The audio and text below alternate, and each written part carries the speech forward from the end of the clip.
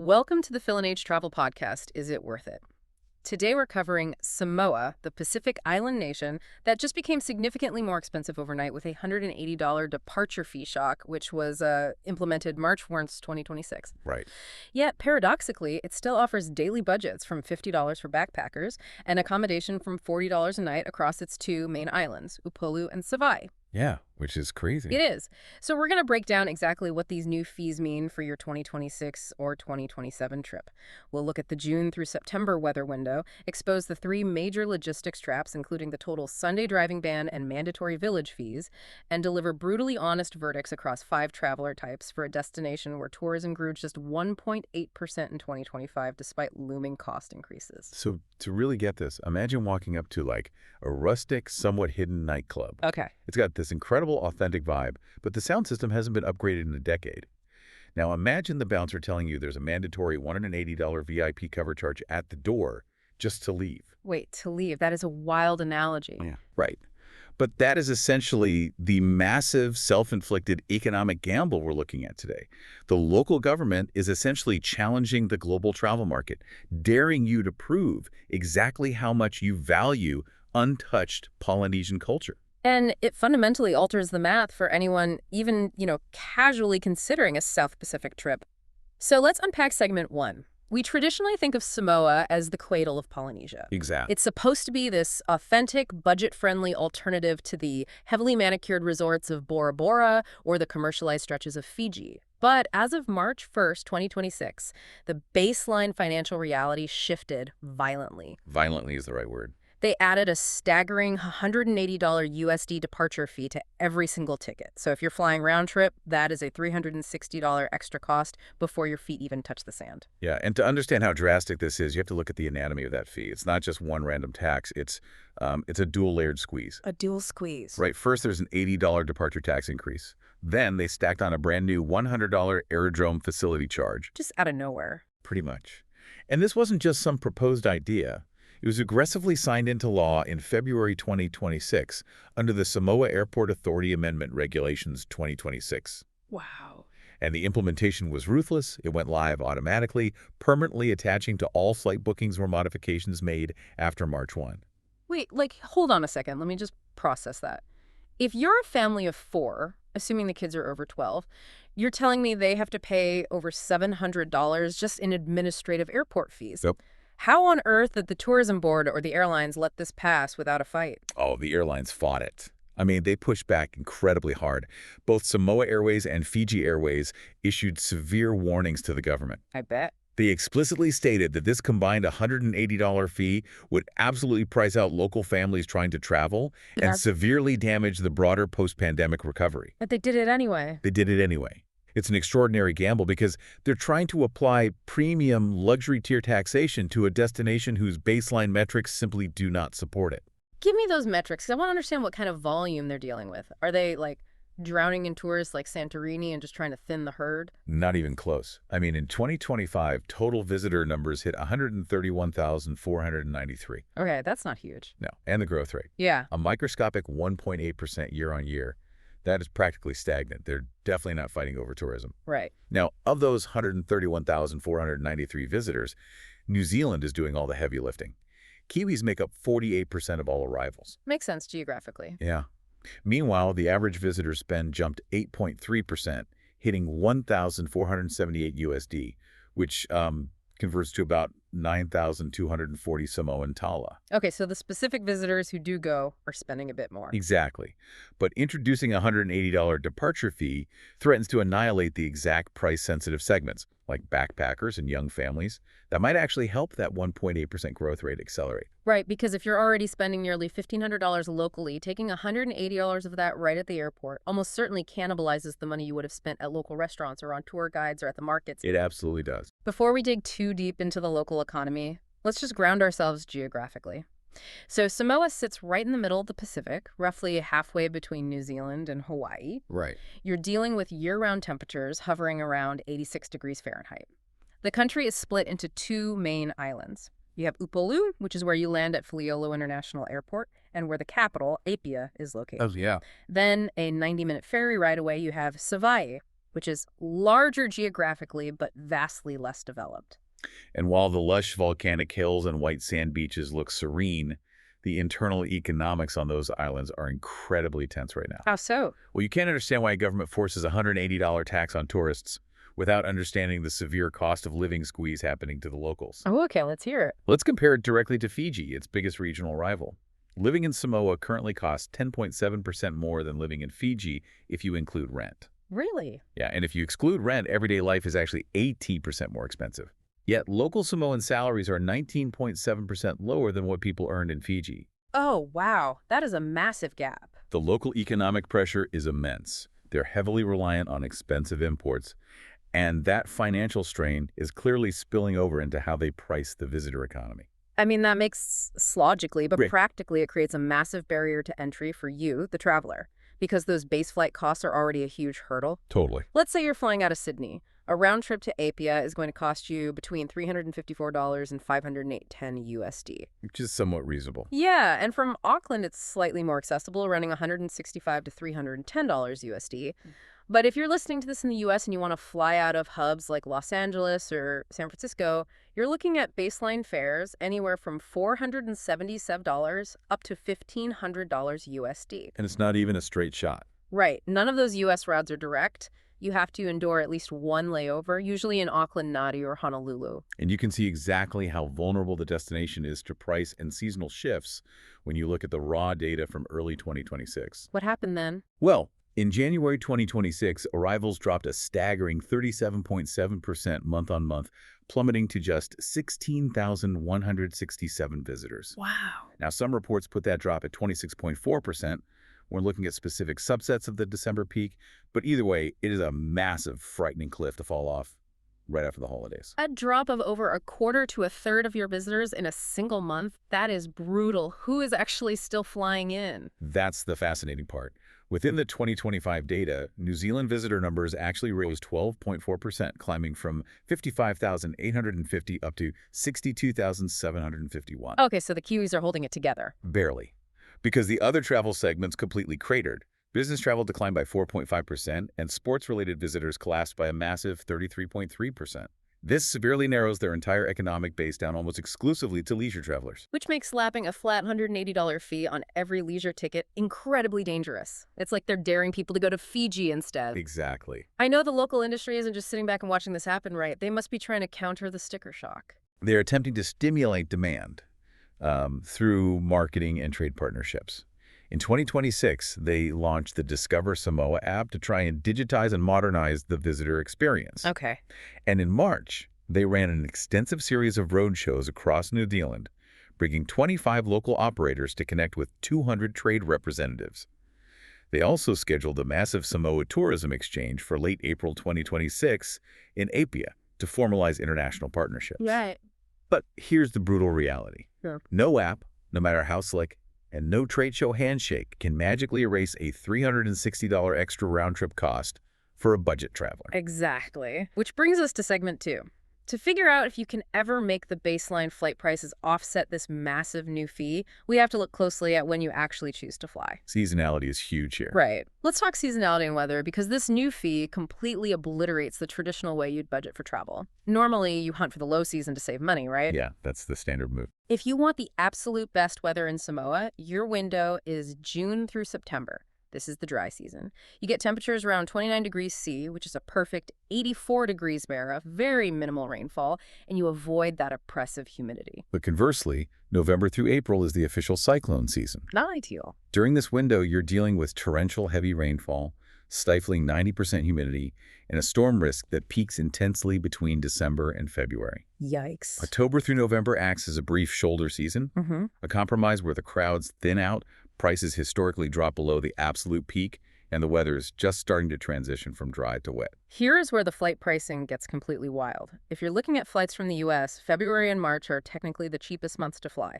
You're looking at $961 to $1,063 USD. Right.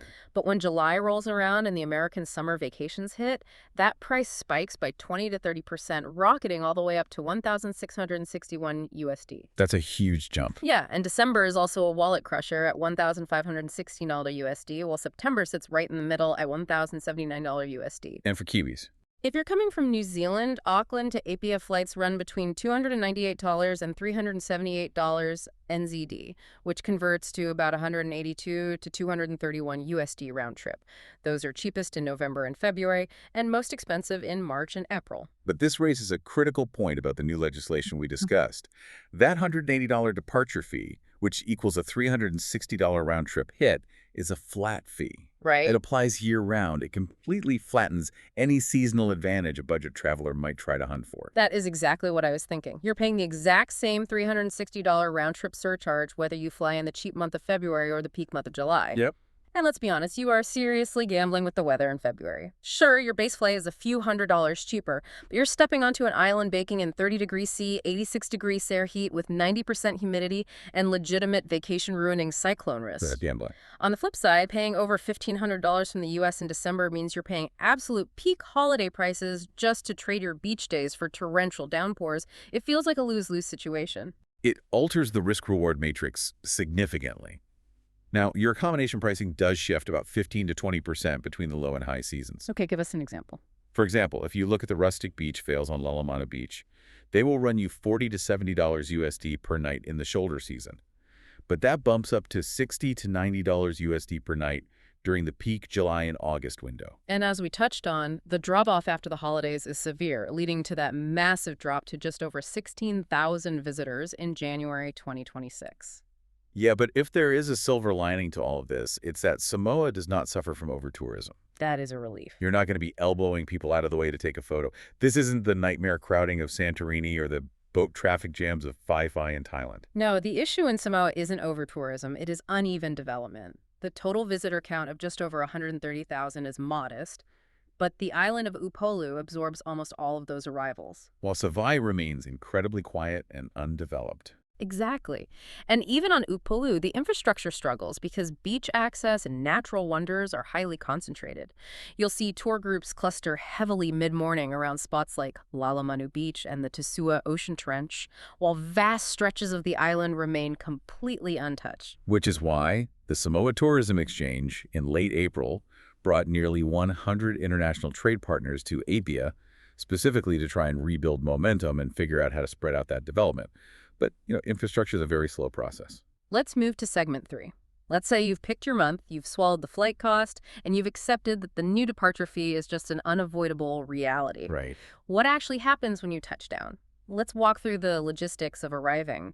You'll be landing at Faleolo International Airport. It's located on Upolu's northwest coast, about 25 miles west of the capital, Apia. And you'll likely be arriving pretty tired after a one-stop minimum from Sydney, Auckland, or Los Angeles via Air New Zealand or Fiji Airways. Let's quickly cover the entry requirements, because you do not want to get turned around at the gate. Definitely not.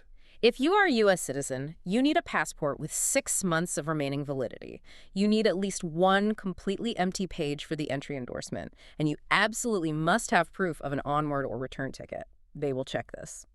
They're strict about that. The good news, you do not need a visa for stays under 60 days, and that limit is actually extended to 90 days for most other nationalities. Now, regarding those fees upon arrival, we've talked extensively about the $180 departure fee shock. Yeah.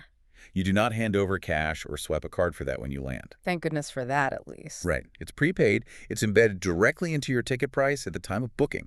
However, if you are flying on a legacy booking, meaning you booked your trip before the March 1st, 2026 implementation date, you will still see the old $40 departure tax for passengers over 12 listed as a distinct line item on your receipt. Once you clear customs, you have to get out of the airport, and ground transport requires some navigation. It does. You have a few options. Airport shuttles will cost you between 60 and 80 Samoan tala, which is roughly 24 to 32 USD to get to Apia. You can book those in advance or sort them out right at the arrivals hall. What about buses? If you're on a shoestring budget, the local buses run during the daytime for about 10 tala, which is $4 USD. But a fair warning, taking the bus requires infinite patience, highly flexible timing, and a very high tolerance for indirect routing. They stop constantly. And then you have the taxis. This is where you have to be incredibly careful. Oh, yeah. The legitimate fare to Apia is 60 to 80 tala, but you absolutely must negotiate and agree on that fare up front before you put your bags in the trunk. If you don't, Unlicensed drivers hovering outside the airport will quote massively inflated rates to tourists who look exhausted and unfamiliar with local pricing. How bad? We're talking 150 tala for a 60 tala ride. It's the classic Wild West airport arrival trap. Imagine landing in the humid heat and immediately having to negotiate a cab fare to avoid an unlicensed driver trap. Rough start. Yeah, that's stressful. If you want true independence, car rentals start at 100 to 150 tala, or $40 to $60 USD per day. Good to know. You will need an international driving permit to rent one. You must remember to drive on the left side of the road, and you have to respect the speed limits, which are strictly enforced at 56 kilometer raters in the villages and in Apia. The moment you step out of that airport terminal, the atmosphere hits you. Even in the dry season, that humid, tropical warmth wraps around you immediately. And the pace of life drops significantly. It's Samoa, the Samoan way. Exactly. It's a cultural rhythm that prioritizes family, church, and community over any sense of Western urgency or hustle. As you drive away from the airport, you're passing lush, incredibly green volcanic hills. It's gorgeous. You see stretches of black sand beaches on the south coast contrasting with the brilliant white sand at Lalamanu. You pass these traditional fale structures with open walls and thatched roofs. It is visually stunning, but you have to accept that it's not built for someone in a rush. And when you finally reach Apia, you might be a bit surprised. It is functional rather than charming. Yeah, it's pretty low-key. It is a low-rise town characterized by concrete buildings and a small, somewhat industrial waterfront. The bustling heart of it is the Fugale market, which sells massive quantities of taro, breadfruit, and coconuts for incredibly cheap, just 2 to 5 tala, which is about 0 TL and 80 cents to $2 USD. That's a steal. But beyond a few hotel bars, there's very limited nightlife. Now, some view this as a negative, but this lack of mega resorts is exactly the charm compared to places like Fiji or the Cook Islands. Right. There are no massive cruise ship ports dumping thousands of day trippers. Yeah. Even the most famous sites maintain a village-run, very low-key vibe. But because it's so low-key and undeveloped, renting a car is almost mandatory to truly unlock the island. You simply cannot rely on the buses to see everything. Yeah, you need the car. Driving from Apia down the beautiful Lalamanu beach takes about 90 minutes on fairly decent sealed roads. Now, if you want to explore the larger island of Savai'i, you have to take the cross-island road to the ferry terminal at Mulifanua. That's a 45-minute drive from Apia. And then you take the ferry, right? Yep, the ferry itself is called the MV Lady Samoa III. It runs multiple daily crossings. The trip is 90 minutes each way, and it costs 10 tala, $4 USD per person, and a hefty 50 tala, or $20 USD, to take your rental vehicle across. Yes, but the most critical piece of logistical information regarding ground transport is something that catches almost every Westerner off guard. Oh, the Sunday ban. Yes, the Sunday driving ban. From midnight Saturday to midnight Sunday, there is a strict, legally enforced driving ban across the country. No exceptions. Only church and emergency travel is permitted. Violators face real fines. The roads completely empty out, and almost all restaurants, shops, and tour operators completely close. You must plan your itinerary to make Sunday a full day of rest. Let me paint a picture of what that means for you. You might think you're going to maximize a long weekend by arriving on a Saturday afternoon. You land, you get your rental car, you check in. If you don't know about Samoa, you will wake up Sunday morning to an absolute ghost town. Yeah, you legally cannot drive your car to a waterfall. You cannot drive to a restaurant. Wherever you are sleeping on Saturday night, you are stuck there all day Sunday, which means your accommodation better be exactly where you want to spend 24 hours straight. Which brings us perfectly to segment 4, evaluating where you actually sleep. Accommodation in Samoa breaks down into 4 very distinct tiers. Let's start with the budget tier. The baseline budget tier is dominated by the beach fails, which run $30 to $50 USD per night. For example, Taufua Beach Fails on Lalamanu Beach charges $30 to $40 USD per night. Okay, pretty cheap. Over on Savai'i's south coast, Leisha City Beach Fails runs $25 to $35 USD per night, offering a much more remote, quieter experience with direct reef snorkeling. What if you're in Apia? If you need to stay in Apia on a budget, the hostel scene is practically non-existent. You're looking at guest houses like Tafusi cottages, which cost $40 to $50 USD for a private room with a fan, basic shared kitchen access, and walking distance to Fugale Market.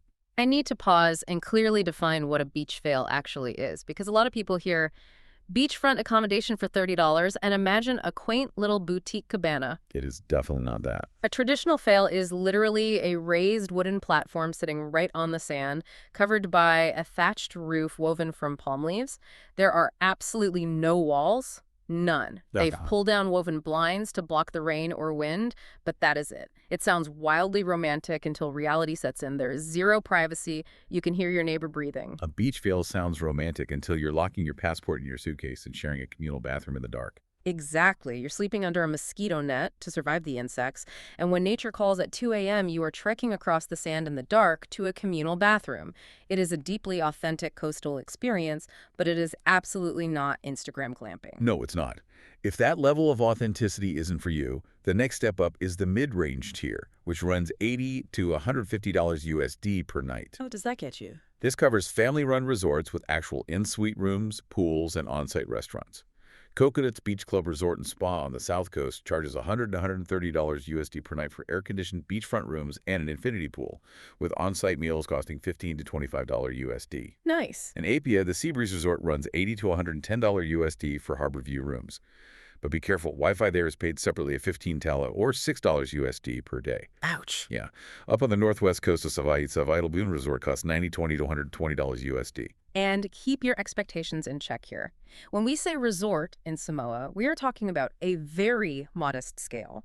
You're looking at properties with maybe 20 to 40 rooms. Yeah. They have limited facilities compared to the massive international chains in Hawaii or Mexico, and the Wi-Fi is wildly inconsistent even when they explicitly advertise it as available. For families needing more space, the next tier runs $150 to $250 USD per night, offering multi-room villas and larger pools. Got any examples? Return to Paradise Resort charges $180 to $220 USD for beachfront villas that sleep 4. Sinale Reef Resort and Spa offers villas with full kitchens and private plunge pools for $200 to $250 USD, positioning itself as the premium family option on the island. Let's do the math on a typical family trip to one of these spots. A single week at Return to Paradise runs $460 to $15,540 USD just for the room. Right. Add in the $360 in departure fees for 2 adults, plus $200 to $300 daily to feed a family of 4 and pay for activities, and a total family week will cost you between $3,000 and $4,500 USD. And remember, that is before you have even purchased your 4 round-trip international flights. And then we reach the luxury tier, which in Samoa is a very tiny market segment running $250 to $600 USD per night. The Sheraton Samoa Aggie Grays Hotel and Bungalows in Apia charges $250 to $350 USD for overwater-style bungalows. Okay. Seabreeze Resort's premium oceanfront villas run $300 to $400 USD. But this introduces the concept of the luxury tax in Samoa. Deconstruct that luxury tax for us. So you're paying $300 to $600 USD per night for a level of comfort, polish, and service that would genuinely only cost you $150 to $250 in a highly competitive market like Bali or Thailand. Right. Because of the extreme isolation, the lack of market competition, and the massive cost to import luxury goods like premium mattresses or high-end food ingredients, the pricing is artificially inflated. You're simply not getting Maldivian polish or Bora Bora exclusivity here. Very few properties even exceed $400 per night, and those that do are very small boutique resorts capping out at maybe 10 to 15 rooms. Exactly. Which brings us to segment 5. Because your accommodation, whether it's a $30 fale or a $350 bungalow, usually doesn't include all your meals, we need to talk about food and, more importantly, the cultural rules you must follow when you eat and explore. Getting food in Samoa is a fascinating tale of 2 completely different economic extremes. Tell me about it. If you walk into the main Western-style supermarkets in Apia places like Farmer Joe's Supermarket, Chanmo Supermarket, or even Eka Brothers, you are going to experience massive sticker shock. Everything familiar is imported, and you pay dearly for it. Break down the receipt for us. A standard 1.5-liter box of milk is $3 to $5.50 tala, which is $1 to $2 to $2.20 USD. A kilogram of rice is $6 to $8 tala, or $2.40 to $3.20 USD. A 500-gram box of pasta runs $2 to $5.50 tala, meaning $0.80 to $2 USD tala, about $1.80 to $2.40 USD. Okay, the staples aren't terrible, but what about meat? The meat prices reflect the harsh reality of island logistics. 1 kilogram of chicken ranges widely from 6 to 20 tala, which is $2.40 and $8 USD, depending entirely on the cut and origin. Basic beef mince is 13 tala, or $5.20 USD per kilo. And the bacon. If you want a taste of home with 500 grams of imported bacon, it is a staggering 26 tala, which is $10.40 US and US. If you are trying to do a weekly self-catering grocery shop for two people, mixing some supermarket staples with local produce, you should expect to spend 150 to 250 tala, which is $60 to $100 USD. But if you skip the $10 imported bacon and walk down to the open-air Fugale market, the fresh local produce is unbelievably cheap. Oh yeah, it's a huge difference. Massive bunches of taro, breadfruit, and bananas sell for just 2 to 5 tala, or $0.80 to $2 USD. Fresh drinking coconuts are just 2 tala, or $0.80 USD. You can buy palisami, which is taro leaves baked in coconut cream for 5 tala, or $2 USD at roadside stalls. The street food is the real financial savior here. Right. A portion of cooked taro is ST $5. Fai elegy, a dish of fish baked in coconut cream, is ST $5. Okay. The traditional raw fish salad marinated in citrus and coconut milk is ST $5. You can get a massive BBQ plate loaded with marinated chicken, taro, rice, and Samoan chop suey for just ST $10. So you're getting an incredibly huge, filling local meal for $2 to $4 USD. Exactly. If you prefer to sit down at a cafe or restaurant, the prices scale up quickly. A basic cafe breakfast runs $7 to $14 USD for eggs, toast, and a coffee. Lunch ranges from $8 to $16 USD for sandwiches or local hot dishes like sapasui. Dinner mains will cost $11 to $36 USD depending on the venue. What about the resort events? If you attend a resort fiafia night, which is a traditional buffet accompanied by fire knife dancing, expect to pay $20 to $36 USD per person. A local beer like Tala costs $3 to $5 USD at local bars, but the moment you order it at a resort, it bumps up to $5 to $8. Oh. A small cafe coffee runs $3 to $5 USD. Casual dining in Apia at places like Bistro Tatao or Giordano's Pizza averages $10 to $20 USD per main, while mid-range spots like Scalini's or Seafood Gourmet charge $20 to $40 USD. High-end resort dining will easily exceed $40 USD for multi-course meals. The socioeconomic gap between a $10 pack of imported bacon and a $2 plate of fresh, line-caught fish is wild. But while you're out eating that $2 plate of food, you absolutely have to follow the local rules. Are you prepared to adapt entirely to the local rhythm? It's mandatory. You can't just wander around like you own the place.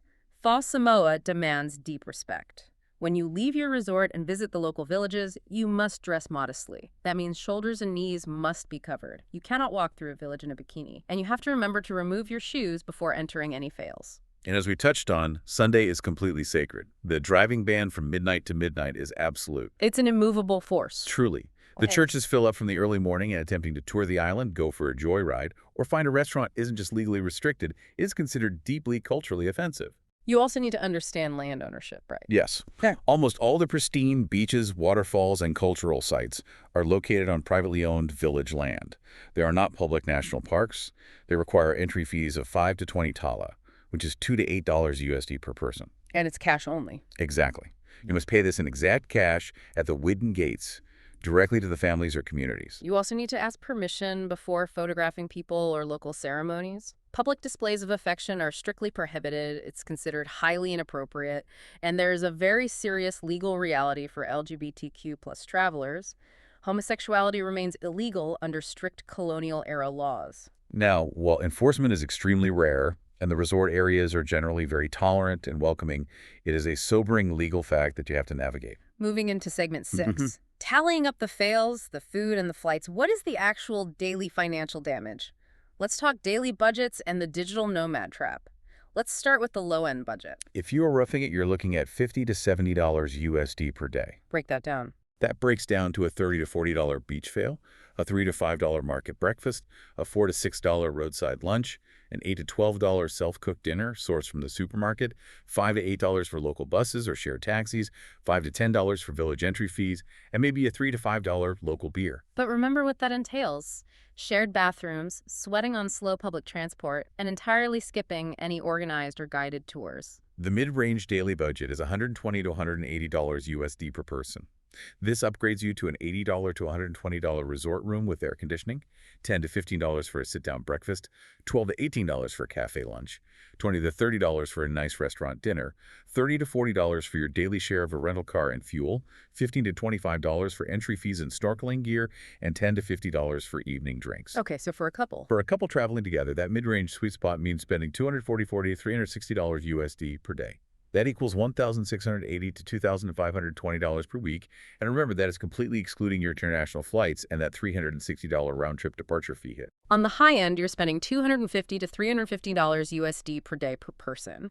That gets you a $250 to $400 luxury resort bungalow, $20 to $30 for breakfast, $30 to $50 for a premium lunch, $50 to $80 for fine dining dinner, an $80 to $120 private guided tour, maybe a $60 to $100 spa treatment, a $60 to $80 premium rental car, and $30 to $50 on cocktails. That adds up fast. So a couple at the high end is dropping $500 to $700 USD a day, or $3,500 to $4,900 a week. But the real financial trap here is for the digital nomads. The allure of working from a tropical beach is strong, but the monthly budget for a digital nomad in Samoa runs $1,800 to $2,500 USD, and the infrastructure will fight you every step of the way. Why is this such a trap? You might pay $800 to $1,200 for rent, or a negotiated long-stay resort discount, $400 to $600 for groceries and food, and $150 to $200 for transport. But the connectivity is an absolute nightmare. Right. You'll easily spend $100 to $150 at cafes just trying to find patchy internet. Plus, you absolutely need a local mobile data plan to tether your laptop. Mobile plans from providers like Digicel and Vodafone range broadly from $15 to $200 USD for anywhere from 10 to 220 gigabits. A reliable 100 GB data plan will cost you $80 to $100 USD, at another $300 to $450 for weekend entertainment. It is the ultimate irony. You might have this gorgeous, unobstructed beachfront view from your laptop, but if you're paying $100 a month just to get a cellular signal strong enough to send a single email, and the hotel Wi-Fi drops out constantly during your Zoom calls, are you really living the dream? Definitely not. There are 0 dedicated co-working spaces, and the visa legally limits you to 90 days anyway. As an infrastructure play for remote work, places like Fiji, Bali, or even neighboring American Samoa are light years ahead. You're paying a premium to be stressed out about your connection. And bad Wi-Fi isn't the only pitfall. Let's dig into segment 7, the 3 massive logistics traps that catch almost every first-timer. Trap number 1 is the Sunday driving ban, which we explored earlier, but we have to stress how completely it paralyzes the island. It is a total mandated shutdown from midnight Saturday to midnight Sunday. It really catches people out. If you don't plan your food and your location by Saturday evening, you lose an entire day of your vacation. You can't just drive to a convenience store. The only fix is to proactively stock up on food on Saturday afternoon, plan to just read a book and relax at your specific resort, or politely ask to attend a local church service to experience the culture respectfully. Trap number 2 involves the village entry fees and the highly exploitative gray market of overcharging. As we mentioned, the standard legitimate fees are 5 to 20 tala, which is $2 to $8 USD. Which is fine. It funds community maintenance. Right, which is great, but because there's a severe lack of official, standardized signage, it creates room for exploitation. Unlicensed guides will hover around the parking lots of popular spots like the Tusua Ocean Trench or Giga Waterfall. Oh, I hate that. If you look uncertain or pull out a large bill, they will try to overcharge you 30 to 50 tala, or $12 to $20 USD instead of the actual 10 tala, which is $4 USD, entry fee. Or worse, they will aggressively pressure you into paying a 50 tala mandatory guide fee for a simple 100-yard trail you could easily walk yourself. How do you fix that? You must carry exact small notes, know the standard prices beforehand, and decline unsolicited guides politely but firmly. And then there's trap number 3, the absolute monster that started this whole conversation, the $180 departure fee shock. This catches people specifically because it's invisibly embedded in the ticket. You don't see it up front. It consists of that $80 tax plus the $100 aerodrome fee. If you go online and see a flight advertised for $800 USD, that is actually a $620 base fare plus $180 in non-negotiable hidden fees. Think about a family of 4 with teenagers over 12. That hurts. They are paying $720 USD in fees alone before they even pay for the actual fuel to fly them there. If you compare that to Fiji, a round-trip flight is $300 to $600 with absolutely no exit fees. The Cook Islands run $182 to $231 from Auckland with minimal fees. Samoa's fee is a massive hidden financial drain that alters the entire value proposition. With these traps in mind, who is actually safe and well-suited for this trip? Let's talk demographics in segment 8. When we look at overall crime and safety, Samoa is generally quite safe, especially when compared to regional neighbors like Port Vila or Nuku'alofa. Good. You won't face much violent crime at all. However, petty theft and bag snatching do happen in Napier. The biggest risk for theft is actually break-ins at the beach fails, simply because they have zero physical security. No locks, no solid walls. Honestly, the natural elements are way more dangerous than the local people. You've got to watch out for severe riptides if you swim outside the protected lagoons. The sun is punishingly strong, so you absolutely need SPF 50 plus applied constantly. And the bugs. Oh yeah, dengue fever is a real persistent risk from mosquitoes, so heavy-duty DEET repellent is mandatory. And do not drink the tap water. You must stick to bottled water for drinking and brushing your teeth. As for scams, the most common is the paxi hustle at the airport, where they try to charge you 150 tala, or $60 USD, for that standard 60 tala, 24 USD airport run. ATM skimming is very rare, but it does occasionally happen in the capital. Now, how does all of this impact solo travelers? The locals are incredibly friendly and welcoming, but solo travelers get absolutely hammered financially here. How so? Because there isn't a robust, cheap, hostile scene like you would find in Bali or Thailand, you end up paying single supplements for mid-range rooms. You take an $80 to $150 USD hit per night to occupy a room meant for couples. Plus, you completely miss out on that built-in backpacker social network. Exactly. You are perfectly safe, but you're paying a couple's rate for a lonely room, and you won't find a lively backpacker bar scene to make friends in over a cheap beer. And what about families? On paper, a brochure makes it sound like paradise for culture and nature. Little kids love splashing in the calm Lalamani Lagoon, and teenagers love the adrenaline of the Tusua Ocean Trench. But the logistical reality is incredibly tough. Right. Pediatric healthcare is very limited outside of the main hospital in Apia. The budget fails aren't secure or soundproof enough for a family with a crying toddler. And again, that $180 fee per person over 12 means a family of 4 hands over $720 USD in fees alone, stacked on top of the $1,500 to $3,000 they just spent on international flights. And we must reiterate the sobering situation for LGBTQ+ travelers. Because homosexuality is criminalized under those archaic colonial laws, even though active police enforcement is minimal and the private resorts are very tolerant, any public displays of affection should be strictly avoided in villages or in Apia. It's a serious consideration for your personal safety, peace of mind, and overall comfort during a vacation. Let's assume you fit the perfect profile. You have the budget to absorb the fees, you are traveling as a couple, and you are ready for the cultural deep dive. What are you actually getting for your money when you go out exploring? Segment 9 reveals the top attractions and contrasts them with the reality on the ground. The absolute crown jewel, the image you see on every single Instagram post, is the Tusua Ocean Trench. It looks amazing. It is. The entry fee is $8 USD, which is 20 tala. It's this incredibly dramatic 30-meter deep hole in an ancient lava field, completely filled with crystal clear turquoise tidal water. To get down there, you have to climb down this steep, terrifyingly sheer wooden ladder that is constantly slick with water. Scary, but worth it. Exactly. It's vertigo-inducing, but once you're swimming at the bottom, it's genuinely otherworldly. Then you have Lalamanu Beach on the southeastern tip of Upolu. This is where you find those budget fails for $30 to $40 USD a night. It offers some of the Pacific's most incredible, brilliant white sand and calm, protected lagoons. You can literally walk out of your fale, put on a mask, and experience world-class snorkeling right off the beach, swimming alongside wild turtles. That's the dream. If you rent a car, driving the Cross-Island Road is completely free. You wind up through high-altitude, lush rainforests, passing hidden waterfalls and cresting over sharp volcanic ridges. Back in Apia, the Fugale Market gives you that incredible immersive local experience and breakfast for just day 80 and 80 cents to $2. If you drive to the Tugirugiga waterfall, entry is just $4 USD or 10 tala for a beautiful series of cascading swimming holes. What about Savai? If you brave the ferry and make it over to Savai, you have to see the Elefaga blowholes. The ocean swells push through volcanic tubes and shoot water 60 feet into the air.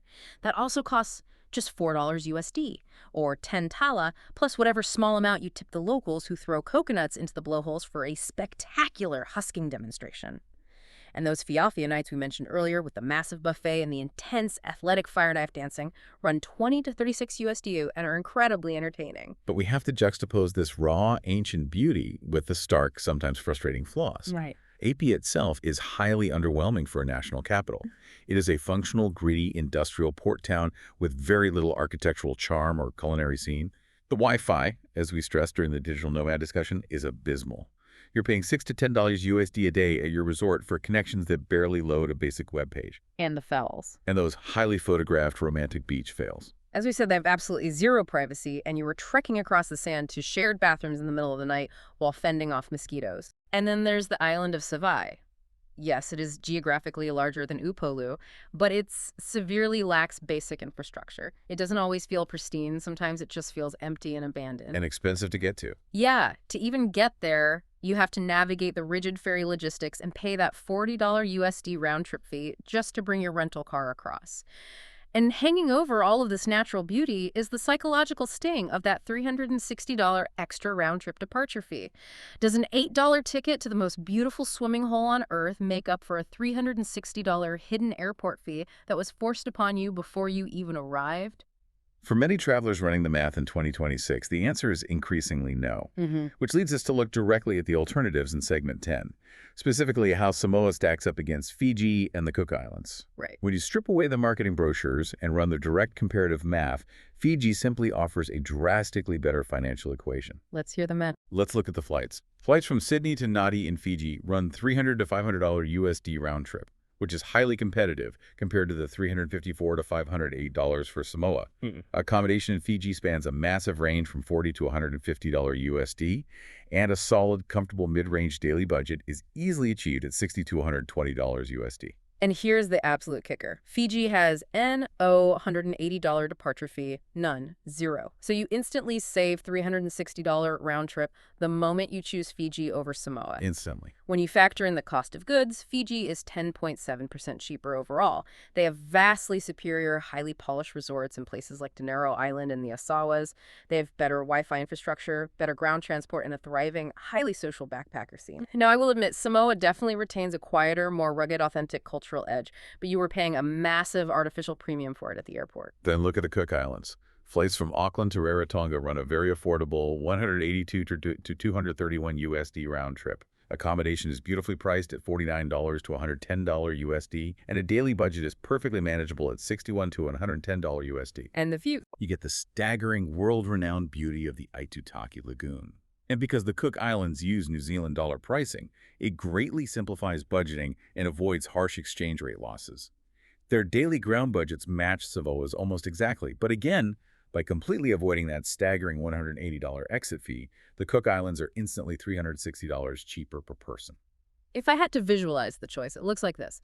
Fiji is the polished, easy, all-inclusive vacation where everything just works. The Cook Islands is the breathtaking romantic postcard perfect for a honeymoon. And Samoa is the rugged, deeply authentic cultural dive. But unfortunately, Samoa is suddenly charging a massive premium cover fee at the door, and the interior hasn't been upgraded to match the price. Which brings us to the moment of truth.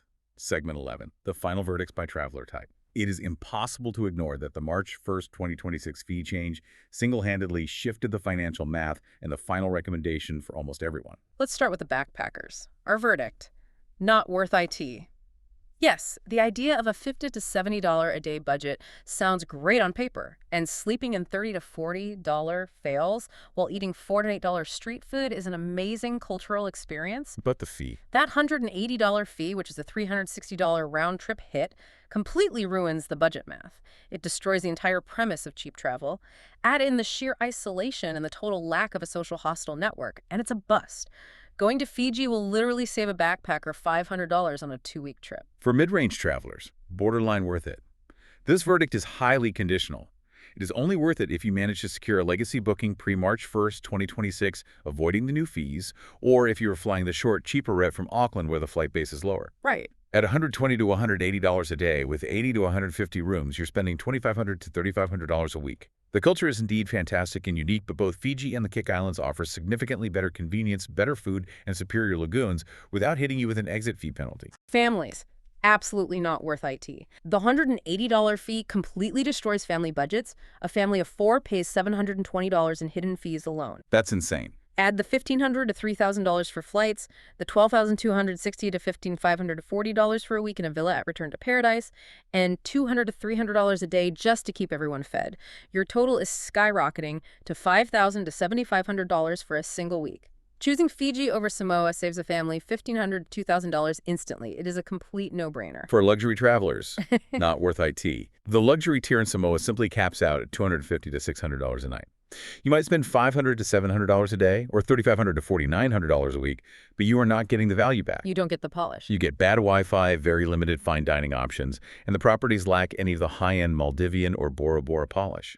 If you have that kind of money to spend, places like the Samoa Islands in Fiji or Itutaki in the Cook Islands are vastly superior for the exact same spend. And finally, digital nomads. Not worth IT. The Wi-Fi infrastructure is horrendous. You are charged $6 to $10 daily at resorts just for a trickle of data. You're forced to buy expensive Digicel or Vodafone data plans at $80 to $200 for 100 to 220 gigabits. Ouch. You will easily spend $1,800 to $2,500 a month just to struggle to send an email, and you're legally kicked out after a 90-day visa anyway. Established hubs like Bali or Chiang Mai completely dominate this demographic at $1,200 to $1,800 a month, with flawless gigabit speeds and massive co-working communities. The underlying math simply does not support the destination's current pricing strategy. It leaves you with one major lingering question. If Samoa's tourism grew only 1.8% before they implemented these fees, what happens in 2027 when the families and the backpackers simply stop coming altogether? Is the cradle of Polynesia essentially pricing itself into total isolation? If this gave you the honest verdict you needed, follow the show. New episodes drop every day. That is the honest verdict from Phil and H.